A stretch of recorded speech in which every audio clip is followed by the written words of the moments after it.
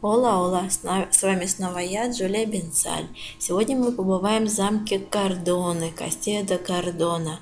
Это сейчас Парадор, отель и одновременно музей. В общем-то, это единственный музей и отель в одном лице. Это очень популярное место среди богатых туристов и среди просто посетителей на день. Вот как вы видите, готовятся люди к экскурсии. Но одновременно это одно из самых мистических мест Каталонии. Сюда приезжают, чтобы прикоснуться к тайне. Легенд, которые окружают этот замок, в общем-то несколько, но из них две наиболее популярные. Но сначала немножко истории. Замок был построен, датирован официально XI веком. Вот эта церковь, где немножко видно вход в церковь, она еще более раннего периода. В этом замке жили очень знатные графы каталонские, которые, в общем-то, почти приравнивались к королевству по уровню к королю Каталонии. И вот у одного из этих графов, кроме сыновей, 3 сыновей, была дочь Миньона, младшая дочь, которая полюбила мусульманина. Вообще замок этот стоял много времени как бы на границе между мусульманским и христианским мирами, как бы охраняя Каталонию. А графы Кардоны поднялись благодаря соляной горе, которая находится около замка. Потом мы ее увидим с высоты, с башни. И вот эта дочь, вот эта Торре Миньона, в честь нее она названа, Торре Миньона, башня Миньоны.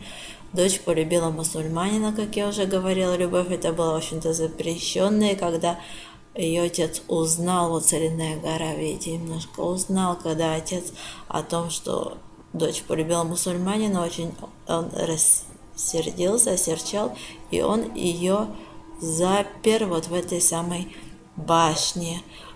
Через отверстие вверху сбрасывали ей еду, он запер ее в компании со слугой, который был глухонемой. Вот она, эта башня, отверстие, то есть в полной темноте.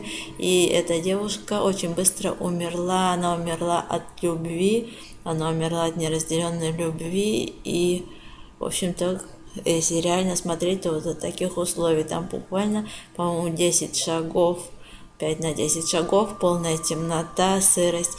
Реально эта башня служила тюрьмой. На самом деле она служила тюрьмой. Вот сейчас мы ходили на экскурсию, эта женщина нам показала вот такие вот кавалеры. И когда отец решил ее простить, он пришел в эту башню, но оказалось, что она уже умерла. И тогда он, в общем-то, когда хотел ее простить, он тоже уже был на смертном одре. И все умерли, и вот говорят, что, возможно, его дух бродит по этому замку. Возможно, это его дух, а возможно, это как раз дух дочери и ее возлюбленного.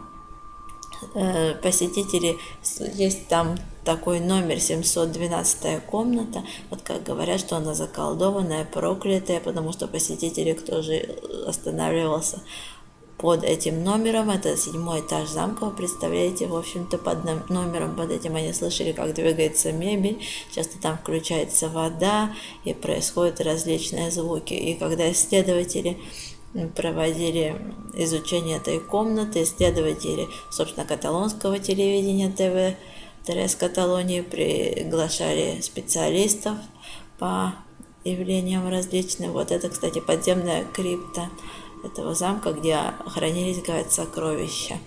И специалисты обнаружили различные, в общем-то, непонятные явления, вот, которые происходили в замке. Они подтвердили, что нечто вот это там происходит. Вот эта самая дверь в башню, загадочная дверь и кавалер. Больше видео вы можете узнать на моем блоге, посмотреть barcelona.com.ru или посмотреть, присоединяйтесь к моему каналу на YouTube, подписывайтесь на мой канал. Спасибо.